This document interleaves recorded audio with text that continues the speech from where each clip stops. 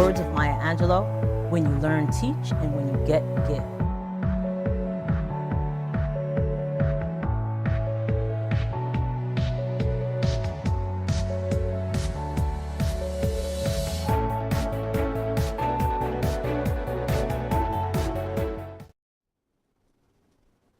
Hey everyone, welcome to Conversations with Verdel Jones. I'm your host, Verdel Jones. And being an educator at heart, I'm dedicated to sharing conversations that inform and enlighten in the hopes that you learn something you may not have known. Remember, in the words of Maya Angelou, when you learn, teach, and when you get, give. I can't even tell you how excited I am today to bring you this episode of Conversations with Verdel Jones. We have an awesome guest, so we're going to get to that in a minute. But before we do that, I wanted to share a couple of things with everybody. Deli Teach is hosting another Write, Rhyme, and Recite collective. We already picked the date. It's June 9th, 2019. We want to keep on doing this. We were able to give a poetry slam, actually 3 poetry slam scholarships to 3 graduating seniors, and a total of $3,250. So next year we want to make it even bigger. We want to give more money to these students, and we're also adding a music scholarship. So there'll be the 3 poetry slam scholarships, and there'll also be 1 music scholarship. Applications for the poetry slam scholarships will be going out probably the beginning of the year. Again, the date is June 9th, so make sure you keep that date in your mind, mark it on your calendar. And we're always looking for sponsors. We want to give more next year, so we're looking for sponsors to help with the event and also the scholarships that we give the students. So if anybody's interested out there, you can contact me at verdeljones@deliteach.com, and that's DELITEACH.com, or you can give me a call. 516-289-4947. We had an awesome time. Probably on our next show, we'll show you a clip or some, a little promo we did that kind of highlights all the things that we did. We're also going to have authors again. So if there's any authors out there that would like to participate in the event, reach out to me at those contact numbers and email that I gave. Another thing I wanted to share with you, we know that the midterm elections are coming up. So Conversations with Verdel Jones is doing a Woman in Politics series leading up to the midterm elections. And I want to give a shout out to my friend Bruce for kind of giving me that idea. So I want to make sure that I gave him his props there. And on October 18th, we're going to have Taylor Raynor in the studio. She's running for assembly in the 18th district. We'll find out what that even actually is. What does an assembly person actually do? So we're going to have her on October 18th, 7 o'clock right here. And I'm also working on securing some other women in politics for our November 1st show. So make sure you stay tuned for that. So to kick off the Woman in Politics series, we have a special guest here today. She's a woman in politics who is running against the long-term Congressman Peter King. So in a few minutes, we're going to welcome Ms. Luba Gretchen Shirley to the desk to speak with me. I am so excited to have this conversation. So what we're going to do is we're going to take a short break, and when we come back, we will welcome Ms. Luba Gretchen Shirley. Looking for a way to promote yourself or business? Do you need a quick and easy way for your clients or audience to see what you're about? Myanmar Productions is the solution to your promotional needs. A video on a landing page can help increase conversions by 80% or more. And marketers who use video grow revenue 49% faster than non-video users. With our personal attention to detail, we will create a video that will help you promote yourself or business professionally and attract the attention of potential customers. 64% of consumers make a purchase after watching branded social videos, and an initial email with the video receives an increased click-through rate by 96%. We create videos for business owners,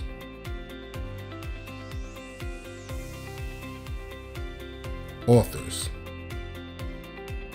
speakers, and more.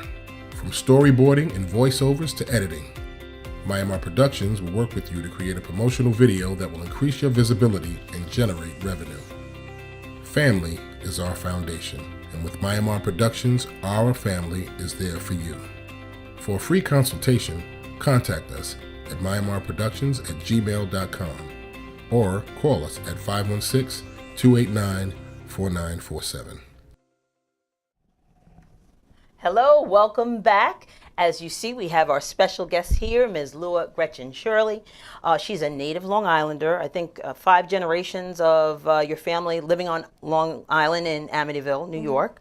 My husband's from Amityville, so shout out to Amityville. He's from Amityville, and then he moved to Central Islip, and then we met in high school sweethearts in Central Islip. The story goes on, but he was originally from Amityville. I think born in Amityville. So I know you founded a grassroots group called New York Second District Democrats, and this was to engage Long Islanders in the political process. And it not only attracted Democrats, but you had independents and some Republicans also who wanted to see new leadership in the Second District of New York as far as congressional leadership. You hold your MBA with specializations in management, economics, social innovation from NYU, the Stern School of Business, and your BA in politics and Russian from NYU as well.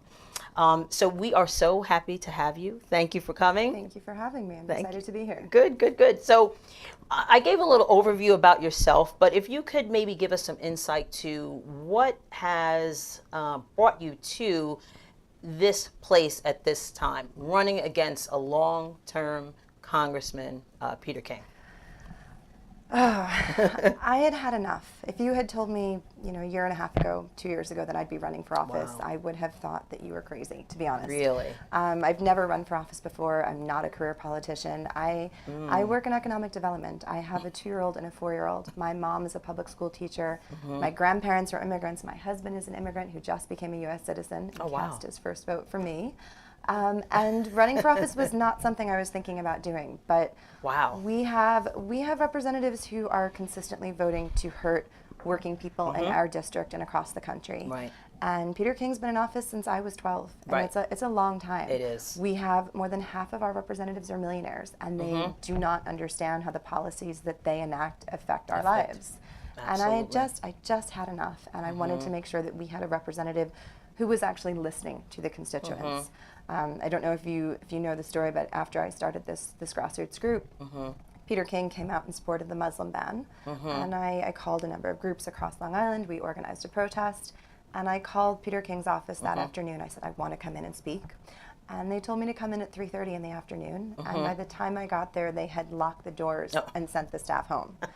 And we had 400 people march, and I called and I got a meeting with him only because we had 400 people there. Right. And he told the news that he spoke with a leader of a resistance group, not a constituent, but a leader of a resistance group. Wow. And I asked if he would hold a town hall. I said, I'm one of hundreds of thousands of constituents who want to speak with you. And he told me that a town hall would diminish democracy, that he's on the news all the time, and that everybody knows what he thinks about the issues. And it's time for Washington to listen to what we think about the issues. Yeah.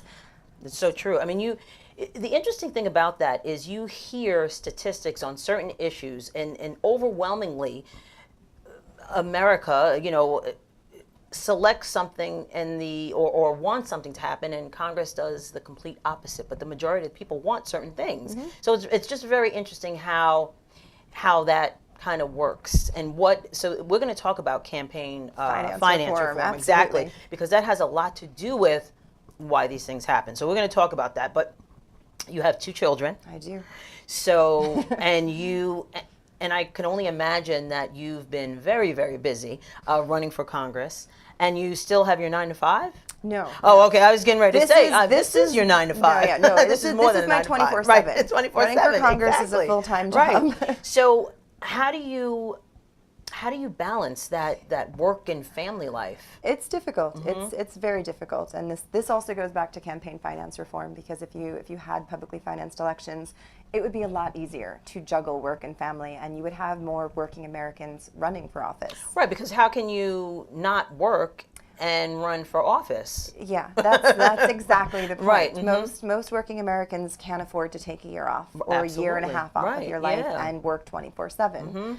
And I mean, other than that fact, it's you're working 24/7. You're trying to balance your children, but the amount of time you spend raising the money necessary to run a campaign. Yeah. So it's just raising the money is a full-time job. Then getting out and talking to constituents is a full-time job, and then having 2 babies is a full-time job. Right. So it's difficult. And It I mean, is. there's only one other woman running in the country, across the country, that has a child 2 or younger. Oh, wow. It's a very difficult task, and most people don't even attempt it. Yeah, who could? I mean, it's like you said, it's very, very challenging, and you have more and more women that see, like as you said, they see a need, enough is enough, and they make that decision to run, or they think about it, and then they have to kind of weigh, you know. My children are my biggest hesitation to make the decision to run for Congress. Yeah. I mean, I kept thinking, how am I going to be able to juggle it all? And Right. I kept looking to other representatives who had done that, who you know, had small children, and there are very few. Yeah. And it's Wow, really, there is that's no book interesting. to say, you know, this is what running for Congress is like. You don't really know until you start to do it. Right. And I mean, this is why I actually put in a request to the Federal Election Commission to request to be able to use some of my campaign funds that I'm raising on childcare. Right. And to be honest, I was shocked. Hillary Clinton wrote a 3-page letter in support. 24 representatives, including Maxine Waters and John Oh, Lewis, wow. wrote in support, and they approved it. It was unanimous, bipartisan. And even Fox News said it was the one bipartisan thing they could agree on. Right. But it's how you get more women in Yeah, Congress. It's how that's you right. get more people of color, more people from diverse socioeconomic right. backgrounds. We have, right now, our government is not reflective of our society. It's the Kavanaugh. Yeah, I mean, on the Republican side, it was very interesting to see the difference between the Republican side and the Democratic side. What the makeup of the individuals were Exactly. sitting on the Judiciary Committee. Yeah, we're you know? missing critical voices. Yeah. We're missing the voices of people who understand at a visceral level what it's like not to have paid family leave. We're missing the voices of young parents who are concerned about where they're going to send their kids to school. Right. We're missing the conversations about quality, affordable childcare for everyone. These are conversations we need to be having. Yeah. And we need to change the makeup of our government right now. It's very interesting to see. You know, and this wasn't something I was going to talk about, but term limits. You know, I don't understand why don't we have term limits for, what's the rationale for not having term limits? I mean, you know, there's some people in Congress that, you know, have been there forever. And I'm talking on both sides, Yeah. Democrat and Republican.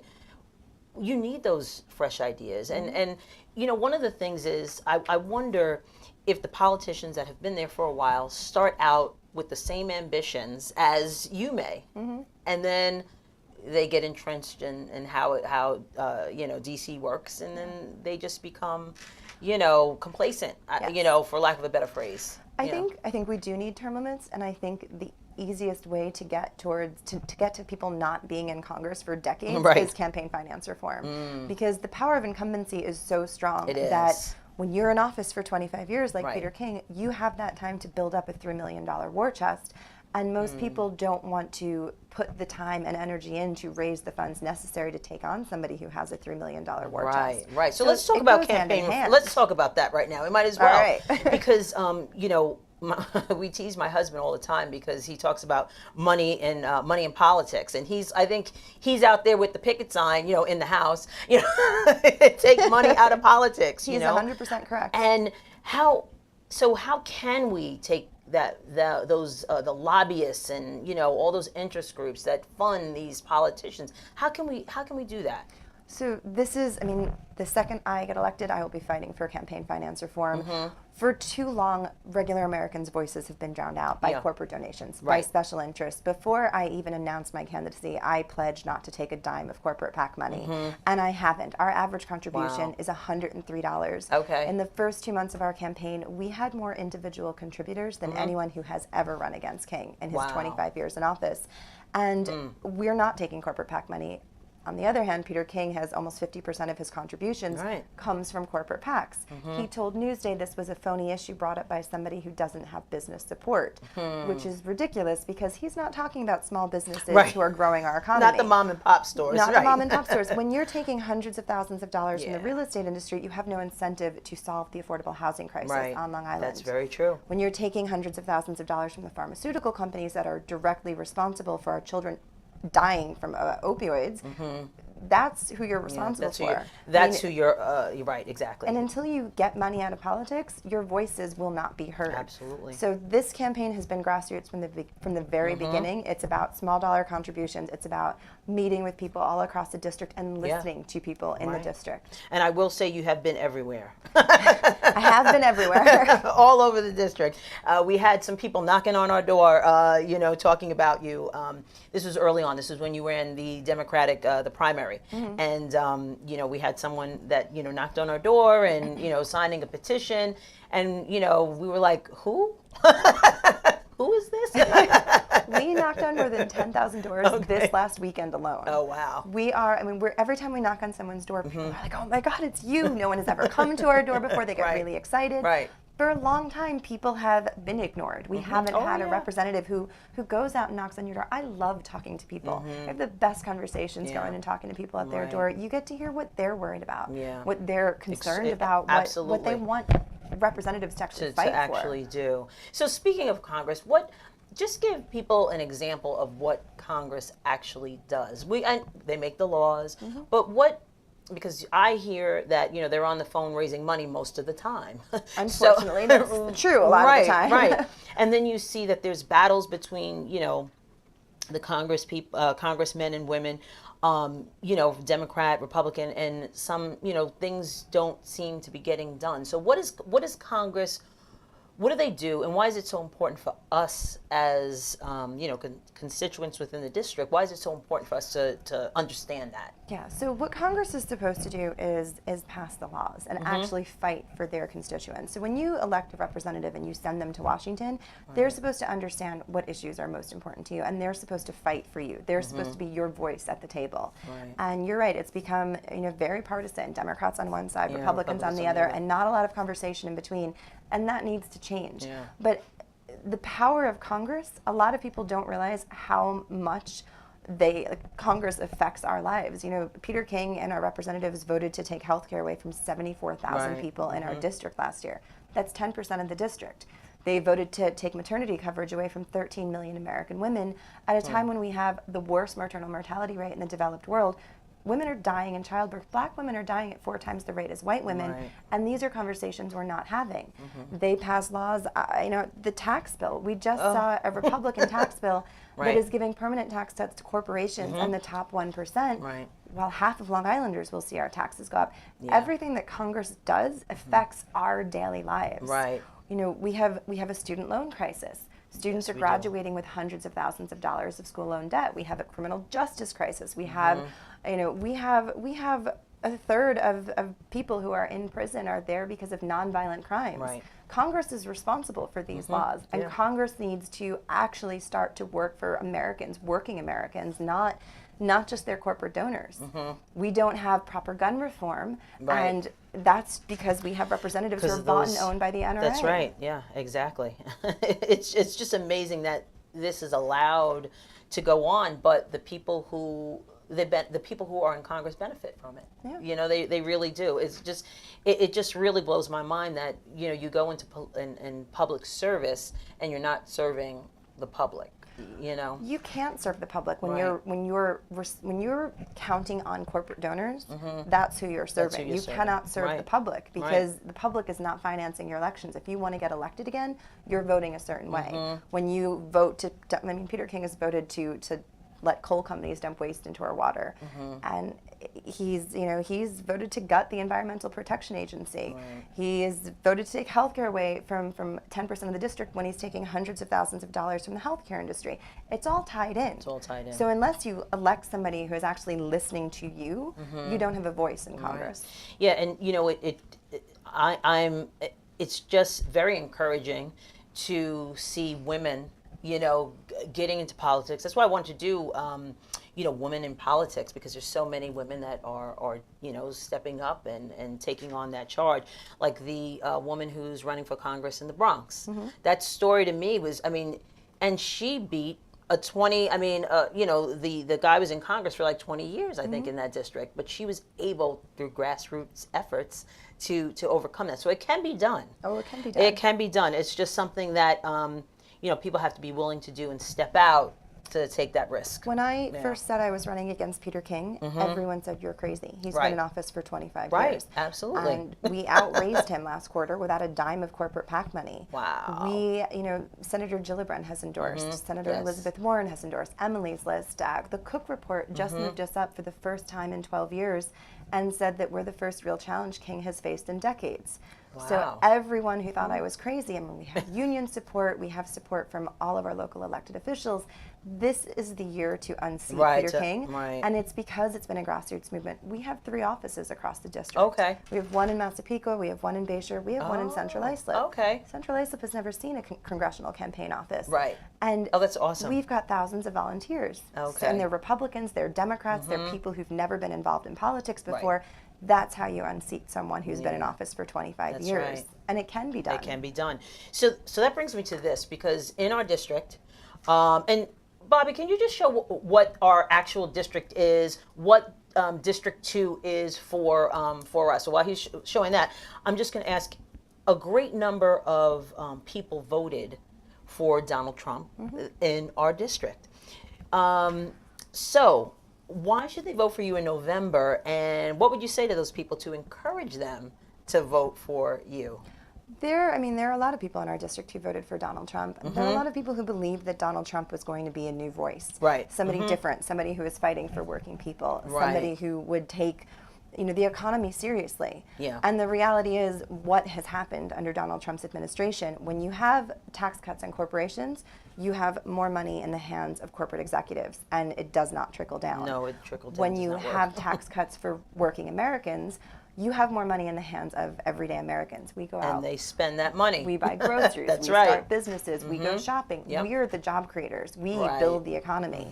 We need to make sure that we're actually building the economy. And there are a lot of Republicans supporting us because they're amazed that we're actually talking about the issues and how these issues affect their bottom line. Right. And I mean, the fact that we have almost half of Americans who are in bankruptcy are there because of medical bills.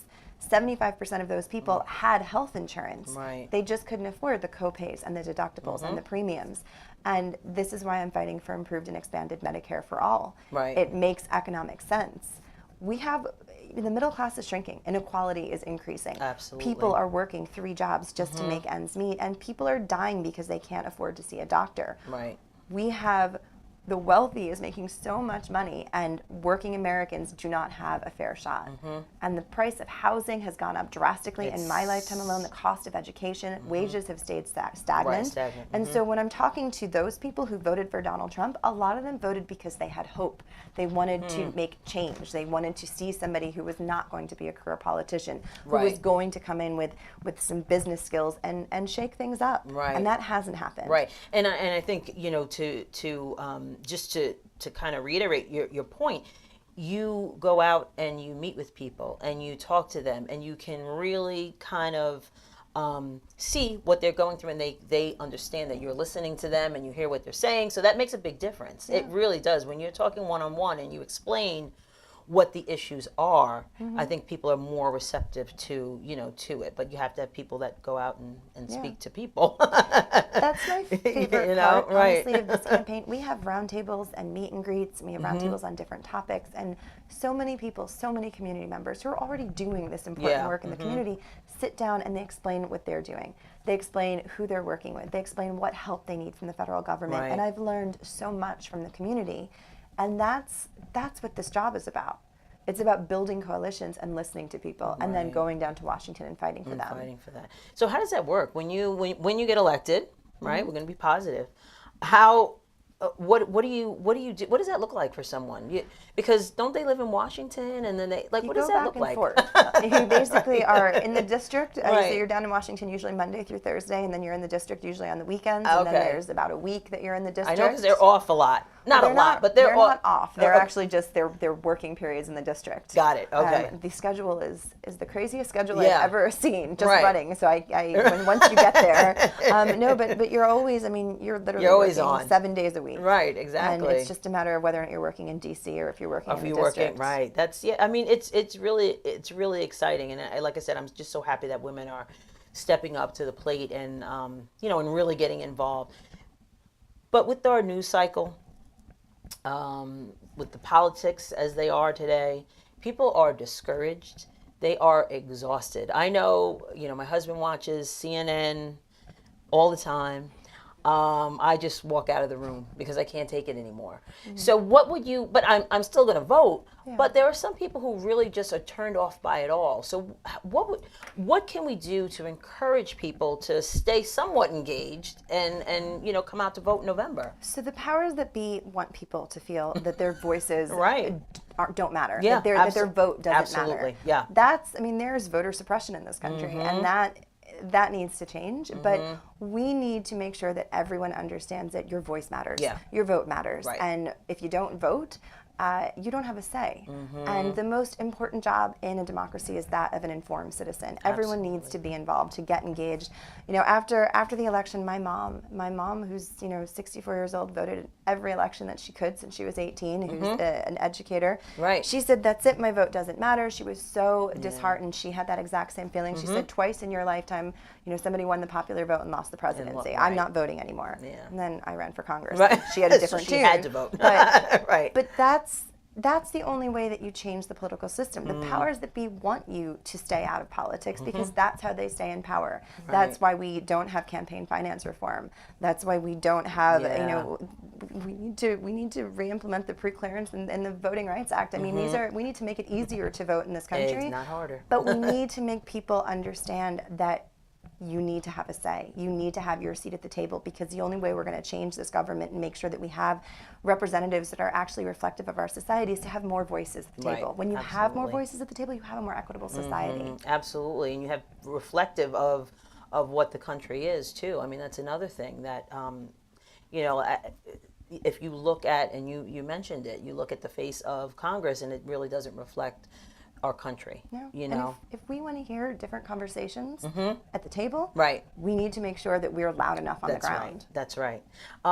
So we talked a little bit about healthcare, and I just want to go back to that for a minute, because you had mentioned Medicaid for all, Medicare for all. What does that mean? My husband, he's a little bit more savvy than I am when it comes to the healthcare, because to me, with the Affordable Care Act, I really didn't understand. And I'm fortunate and blessed that we have health care through our employers. But what does that mean for your average person when you look at a single payer, for example? What does that mean? What does that look like? And how does that kind of work with individuals? So right now we still have about 30 million Americans who are not insured. Okay. And millions more who are underinsured. And I've got to tell you, every conversation I have with somebody, they have a healthcare horror story. Yeah. I spoke with two moms recently who have been fighting to make sure that their children can get access to a therapist. And they weren't able to. They talked to 65 different therapists, this one mother, and everyone either didn't take her insurance or wasn't taking a new patient. Right. And so now both of them are actually paying out of pocket. Oh. $1,200 a month. Yeah. There are too many people who cannot access health care. Right. Who can afford that? When I knock on doors, I get told regularly that people are making the decision between whether or not they buy their groceries or their prescription medicine. Right. Improved and expanded Medicare for all is actually much more cost effective. Right now, we spend a third of the money that we spend on healthcare is in administrative costs. And a lot of doctors won't even deal with your insurance companies because they don't have the time. There are too many different insurance companies, and until you have a not-for-profit healthcare system, it's a very simple question. Do you value the lives of Americans, or do you value the profits of corporate executives? Right. When you have a for-profit healthcare industry, you have not only do you have an incentive, you have an imperative that you have to go make money for your shareholders. Okay. So Americans lose out. The Koch brothers recently put out a study. We all know the Koch brothers tried desperately to prove that it wouldn't make sense for our country. Their study proved that it would actually save $2 trillion over 10 years to move to improved and expanded Medicare for all. We're already paying for it. People can't afford their premiums, their co-pays, their deductibles. It adds up. And we're the only developed country in the world that doesn't have access to universal health care. Right. People are dying because they can't see a doctor. Almost 50% of diabetics skip their insulin because the cost of insulin has gone up it's tripled in, I think, the last 10 years. It's crazy. Yeah, it really is. It's not it's a right. Healthcare is a right. Healthcare is a basic human right, and it's we a basic fight for human right. Yeah, exactly. So I thank you for that clarification, because it is confusing, and I think a lot of times too what happens is, these things are thrown out and people don't really understand what they mean and how it impacts their lives. So thank you for that clarification. Going back to our district, though, our district is a very diverse district, very, very diverse, but it is very, very segregated. Yes. It's a segregated district. So how would you be able to work with all constituents to bring about positive outcomes for all within our district? This is the reason that we have 3 offices, because we want to make sure that we have a presence in different areas of our community. Right. We are one of the most segregated places in the country. We sure are. It's amazing, and we don't have a right now. Our representative doesn't listen to different aspects of our community. Peter King came out to a forum and actually told everybody that he was boycotting the NFL, that he wouldn't support Black Lives Matter, that he has a black friend, so it's okay, and that he's colorblind.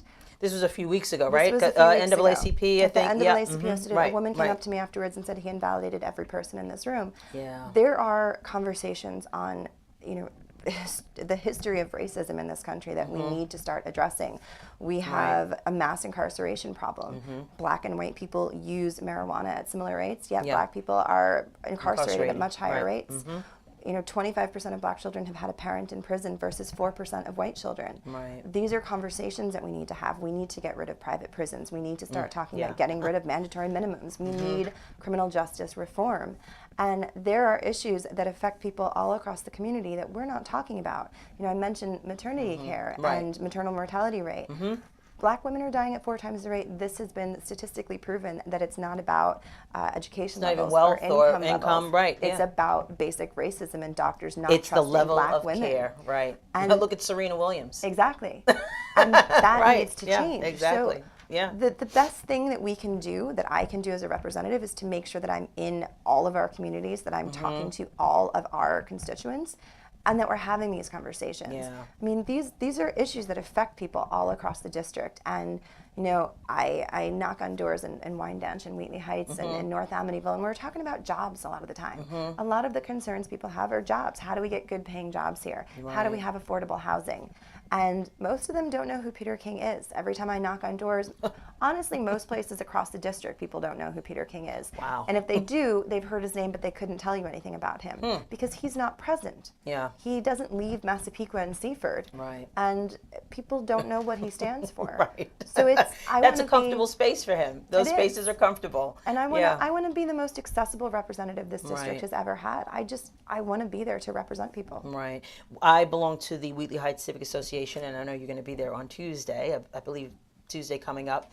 I can't go. I have a show that I need to do. But we have invited him to come several. I mean, he's been in office for 20-something years. 25 years. But he hasn't come to our Civic Association. And that's Wheatley Heights is a unique area in our district. I think we're in the top 10 wealthiest areas of Black individuals is in Wheatley Heights, and that kind of shocked me.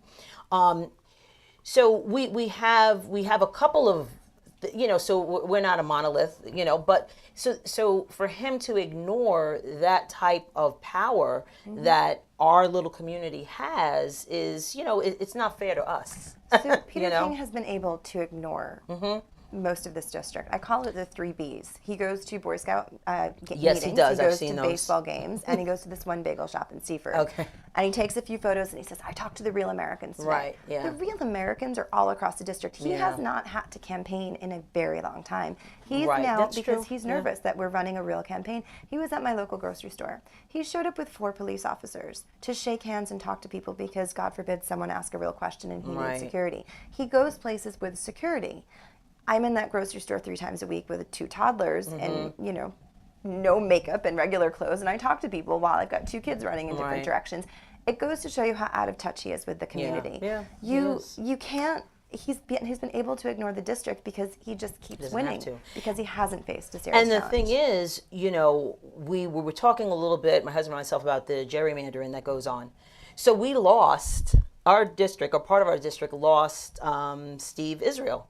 I mean, he's no longer a congressman, but he just like, he disappeared from our district because of the gerrymandering that goes on. You know, how do we? I didn't really want to talk about that, but it was just something that really struck me as, this is a way to divide and conquer. Gerrymandering is a way that the powerful stay in power. Absolutely. It's how they carve out certain aspects of a so they cut up our district. Exactly. Right. The good thing is, though, that we actually have a Democratic registration advantage. When the district was redrawn in 2012, we have 6,500 we have an additional 6,500 Democrats in the district. Okay. In 2012, a woman named Vivian Falcone ran. She didn't really campaign. She didn't raise a lot of money. She got 42% of the vote. Oh, wow. Because it was an Obama year. Because Democrats came out in droves. Right, they came out, yeah. Okay. In our state primary that we just saw a few weeks ago, which was on a Thursday, the number of Democrats that came out in Suffolk County was more than triple.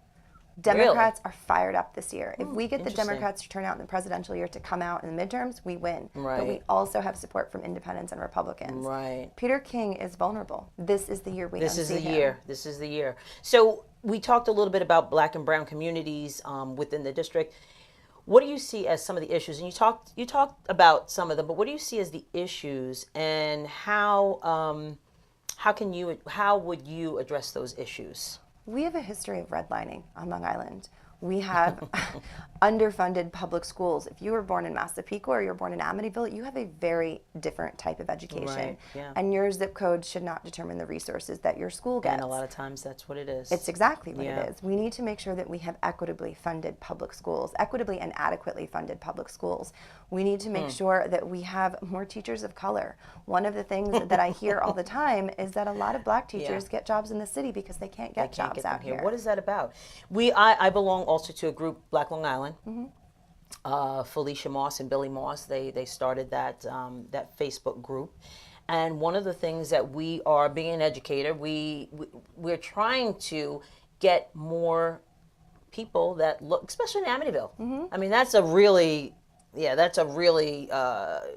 non-diverse, it's a diverse district, but the faculty is not diverse. They just hired 30-something teachers, and I don't think there were any Black teachers that were hired. When you have students who don't see teachers that look like them, right, that affects them. It affects the way that they learn. It affects the way that they grow up. You need to see people that look like you. It's the same reason that little girls need to see women in Congress. That's right. Black children need to see Black teachers. And I would work with our school board, with our local education department, to make sure that there are incentives to make sure that we're actually hiring teachers of color. And it's not that hard to do. It's not. It's you can go to definitely HBCUs and do job fairs and things like that. Exactly. And those are the conversations that really need to happen. Education is a big piece, and like you said, your zip code determines what quality of education you're going to have. How would you work with school districts in the areas that are lacking, sufficient, and not to say that the teachers are not working hard in those places, because most of them are. But what is it to kind of make that shift where you actually have quality education for all students? Teachers need better resources. My mom teaches at Western Suffolk BOCES, and she spends her own money on school supplies, on making sure that her classroom has what it needs. Wow. And I mean, I've talked to teachers in Wyandanch who spend their own money on school supplies. We need to make sure that our teachers are being paid appropriately. Right. We need to make sure that they have the resources that they need. Right now, we have teachers who are forced to teach just to the test, and students are missing out on the opportunity to learn and be really involved in school. We have kids who are, in school all day and then working at night. This is another thing when I talk about making sure that our working families are properly, that they have a fair shot at being able to build better lives for themselves and their families. That's how you change it. It all connects. Right. So we need to make sure that parents have access to good quality, affordable, good quality jobs that pay well, right, so that their kids can actually go to school and not have to work. Because I've talked to people, and right, yeah. But I've talked to people kids who are at school all day and then work until late in the evening, and they don't have time to do their homework. Yeah. They don't have time to go to after-school programs and job training programs. We need to make sure that students can be students and fully enjoy school, and we need to support working families to do that. But we need to make sure that our schools are equitably funded. Yeah, there's so many different pieces that Congress can really, work on to improve, improve the life of Americans, basically. Our administration is trying to siphon funding away from public schools to charter schools. Yeah. They're trying to siphon money away from public schools to buy guns, to arm teachers. Right. So we're asking our teachers Right. to be social workers and teachers and now to be security guards. Yeah, yeah. They don't get paid enough for that. No, they it's don't. It's ridiculous. No. The minute that happens, I'm out. I mean, So speaking of guns, Segue. It's a good segue.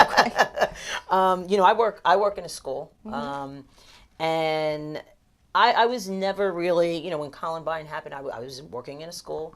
I remember my mother-in-law saying, "I don't want you going to work anymore." And I'm like, it's fine. I'm all right. Nothing's, I'm good. It's not going to happen here, and that was how many years ago?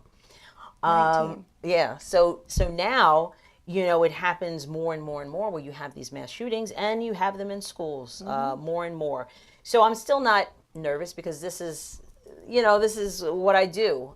But we've put in a lot of safety measures in our district. I mean, our superintendent is really big on safety and making sure that all of our students and faculty and staff are secure. But there's two things really. There's the mental health aspect of what's going on with these mass shootings, but then there's the gun reform aspect. I think both of these things need to be addressed equally.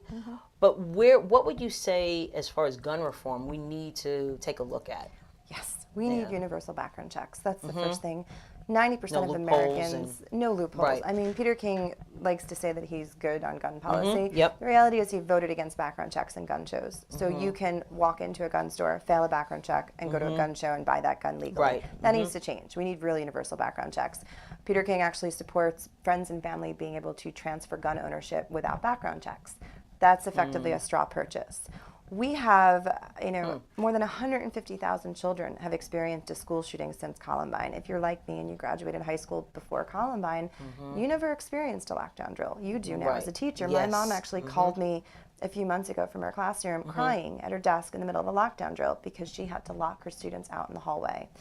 Right. We're traumatizing children. We're traumatizing teachers. There's a gun song to get through a lockdown drill to the tune of Twinkle, Twinkle, Little Star for kindergartners. For kindergartners, yeah. What are we doing to our children? Right. We need to ban assault weapons. These are military-style assault weapons. They should be in the hands of our military, not in the hands of civilians. We need a real assault weapons ban because right now our former assault weapons ban was really an accessories ban. If you changed an accessory, you could buy that gun legally. We need to ban bump stocks. We need to ban high-capacity magazines. You can 100% support the Second Amendment and 100% support common sense gun reform. Peter King put his name on a March for Our Lives rally in Farmingdale and didn't show up. He went down to Met spring training in Florida instead of sitting down with our students. And I know a lot of those students. I met with them, and they were very upset. We need someone who will actually work with our students and make sure that we have common sense gun reform. And as much as school shootings are increasing, it's still 4% of gun violence in this country. Children in our country are 16 times more likely to die from gun violence than in other developed countries. Black children are 10 times more likely to die than white children. We need common sense gun reform. And until we have representatives who are not bought and owned by the NRA, there's nothing that will change about that. And Peter King continues to support Republican leadership that is bought and owned by the NRA. So none of these votes even come up. And you have domestic violence. Yep. Suicides, all of this has to do with, not all, some of this is you're due 100% to correct. gun violence. Right. You can have a history of domestic violence and still legally purchase a gun. Right. It's, and I really don't understand. I grew up, my grandfather had, he had a rifle, he had a handgun, My grandfather as well. He had all of these things, and it was not, it's not a problem. I mean, he would actually, he actually had it in like a shoebox. It wasn't like we just didn't, we didn't want to touch that. He would show us, and he was actually a member of the NRA. So was my grandfather. My grandfather had a rack of rifles in his room, and he was a member of the NRA. He would not be now. If he saw what the NRA has become, my grandfather would be the first person up there burning his NRA Right. card and making sure that he was fighting against it. So it's just how we've kind of shifted to a society that's so gun. I mean, we always were, but it just seems that it's getting into the hands of individuals, and that brings me to the next point: mental health. I just want to add something here. I had a roundtable with religious leaders, faith leaders. Okay. The thing that surprised me the most out of that conversation was that most of them have a gun in their church. And some have panic buttons because when they're out there wow. preaching, they see the doors. Wow. And they're concerned about people coming in. It's not just schools, it's churches, it's concerts. It's movie theaters. It's movie theaters. And Yeah. we're not changing this. And yes, in terms of mental health, Right. this is again why we need improved and expanded Yeah, Medicare for the all. healthcare, right. Because Yeah. people can't access therapists. No, they cannot. One mother that I met actually slept on her daughter's bedroom floor to make sure that her daughter would be okay because she couldn't find a therapist that would take her insurance and see her daughter. And she's also paying out of pocket now. Oh my goodness. And we see, being in a school, I've been in a school district for 24 years, and the increase in mental health issues for our children has exponentially increased. Yep. You see it. We need, they need those services. They need to be in therapy. They need the support. We need to start at an early age. I'm a big proponent of really having programs within our school districts starting at a very early age to teach them coping skills because this generation of kids, they need that with all the things that they see. This also goes back to paid family leave and quality affordable childcare because 1 in 4 women will go back to work 10 days after giving birth. To put a 10-day-old Wow. baby in the care of a daycare center, a child care center, it's a public health crisis. Right. We are not giving our children the best start at life, and then people can't afford to send their kids to daycare. It costs more to send your infant to daycare than it costs to send your teenager to a 4-year public college. Right. It's like, why work? Do you know that Right? this is the first time in 40 years that the number of women who are choosing to stay home is actually increasing because it makes economic sense. Economic sense, We right. need to make sure that we're supporting families. We need to make sure that there are mental health Wow. services. We need to make sure that children have quality, affordable childcare. And we need to make sure that they have the resources that they need. That they need. So we're going to switch gears a little bit because I want to know what motivates you, right? So what would you say is Luba's theme song to get you motivated to be in the trenches, to to fight this fight? My theme song.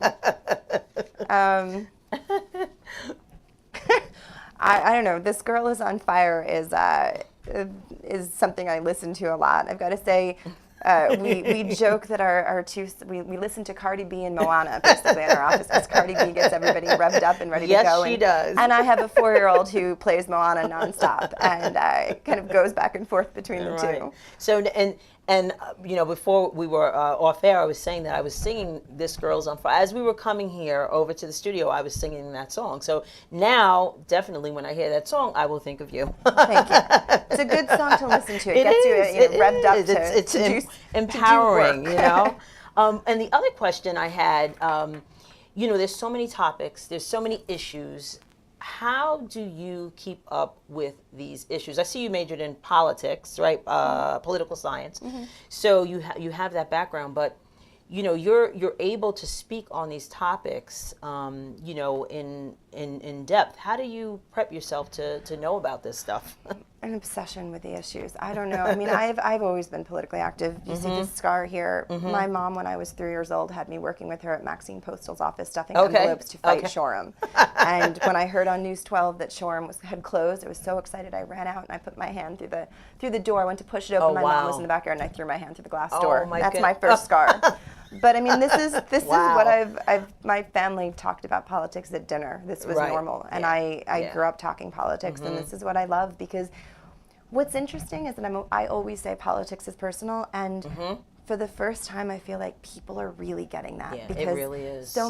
We had a roundtable the other day on disability issues, and this woman came out, and she was one of the mothers who was telling me about trying to get her daughter access to a therapist.